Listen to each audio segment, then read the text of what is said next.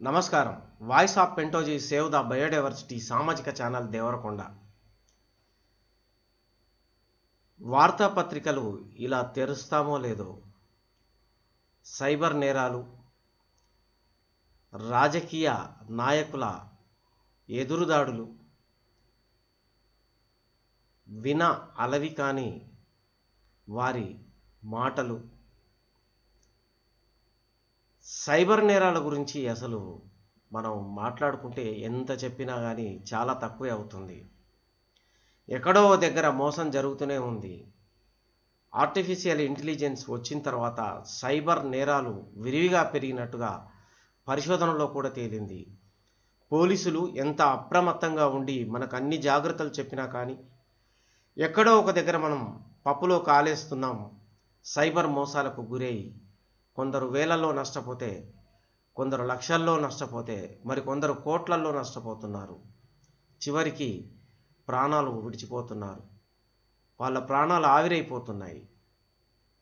Online games అని యువతరం నానా బీభత్సంగా తయారవుతుంది. అదేవిధంగా మత్తు పదార్థాలు, డ్రగ్స్ ఏవైతే ఉన్నాయో అవి చాలా ఘోరంగా అమ్ముడవుతున్నాయి.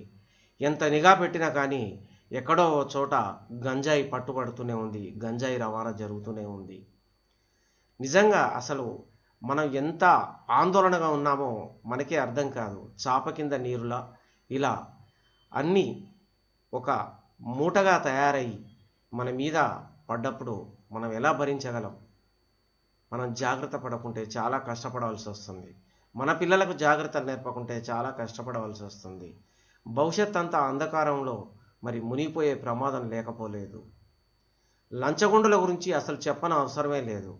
ఆస్తికి మించిన మరి తమ ఆస్తికి మించినటువంటి సంపాదనలు చెప్పరాదన్నమాట. ఒక సాధారణ ఉద్యోగి 30,000 లంచం తీసుకుంటూ పట్టుబడ్డటువంటి వార్తలు, మరొకరు ₹1,00,000 లంచం తీసుకుంటూ పట్టుబడ్డటువంటి వార్తలు, ఇలా చెప్పుకుంటూ పోతే ఏసీబీ వారు ఎంతో కఠినంగా వ్యవహరించినా కానీ ఎక్కడో ఒక దగ్గర వాళ్ళు చేసేది చేస్తూనే ఉన్నారు. ఇలా లంచగొండులు తయారవ్వడం, చాలా పెద్ద పెద్ద తిమింగలాలు పెద్ద పెద్ద ఆస్తులు కూడబెట్టుకోవడం, ఇదంతా చూస్తూ ఉంటే చాలా విచిత్రం వేస్తుంది కదా. మరి వీటన్నిటినీ మరి దూరం చేయాలి అని అంటే ఎలాంటి సమాజం కావాలి మనకు? ఎలాంటి సమాజాన్ని కోరుకుందాం? ఒకసారి మీరే ఆలోచించండి.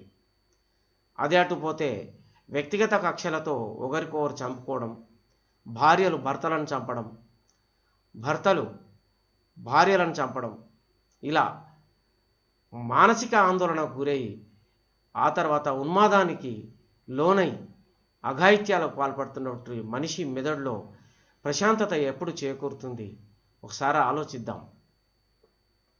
మహారాష్ట్ర, కర్ణాటక, తమిళనాడు, ఆంధ్రప్రదేశ్, మరి తెలంగాణ, ఒరిస్సా, బీహార్, ఇలా భారతదేశంలోని చాలా రాష్ట్రాలలో మరి మాదక ద్రవ్యాల రవాణా గుట్టుగా జరుగుతూ ఉంది. ఈ మధ్య వార్తాపత్రికలలో వచ్చింది, చిన్నపిల్లలని అక్రమంగా రవాణా చేస్తున్నారని.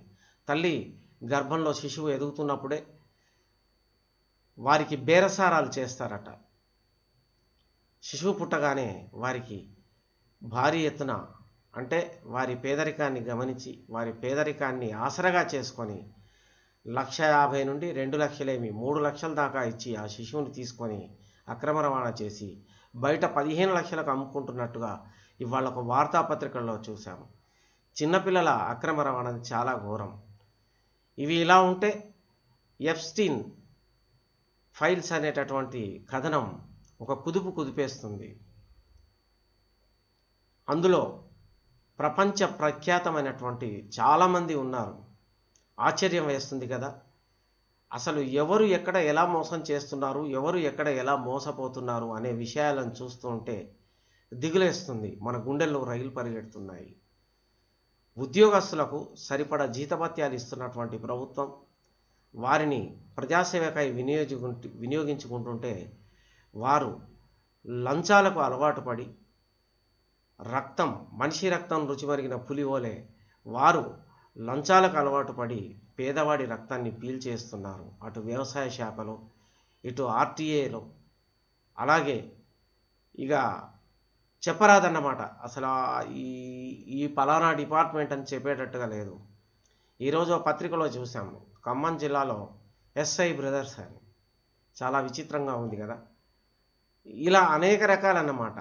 ఒకవేళ వాటిని బహిర్గతం చేయాలని ఎవరైనా ప్రయత్నం చేసినా కానీ వారికి ప్రమాదం ఉంటుందేమో అని భయం.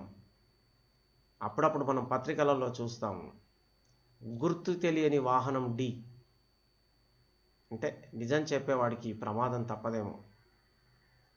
అలా జరిగిన సంఘటనల్లో పోలీసులు లోతుగా పరిశీలన జరిపినప్పుడు అతను నిజాన్ని చెప్పడమో, లేకపోతే అతను నిజాన్ని బహిర్గతం చేయడమో, అతను నేరాన్ని గమనించడమో జరిగితే అలాంటి అఘాయిత్యాలకు నేరస్తులు పాల్పడుతున్నట్టుగా కూడా తెలిసింది.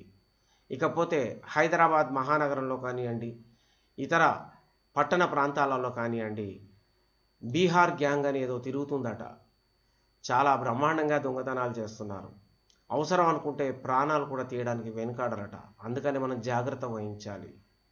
ఈ విధంగా చెప్పుకుంటూ అనేక రకాలైనటువంటి సమస్యల్లో భారతదేశం సతమతం అవుతుంది. అందుకే మనం జాగ్రత్త పడదాం, పక్కవారికి జాగ్రత్తలు నేర్పుదాం. సైబర్ నేరగాళ్ళు ఏమైనా తక్కువ తిన్నారా?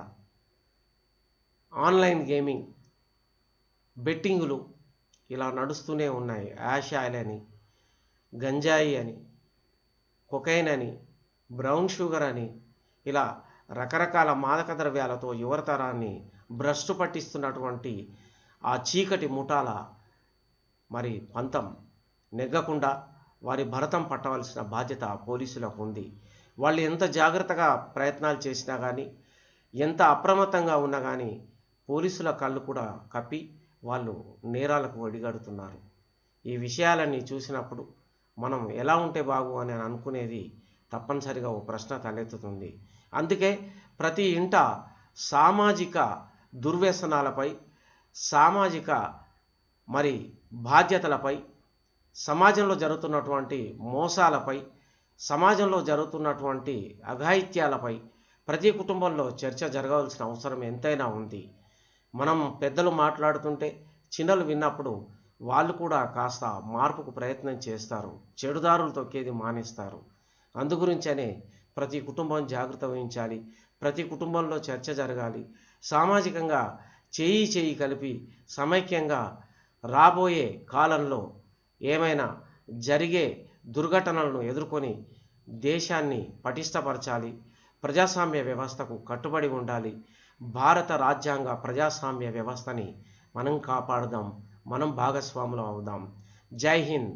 వాయిస్ ఆఫ్ పెంటోజీ సేవ్ ద బయోడైవర్సిటీ సామాజిక ఛానల్ దేవరకొండ.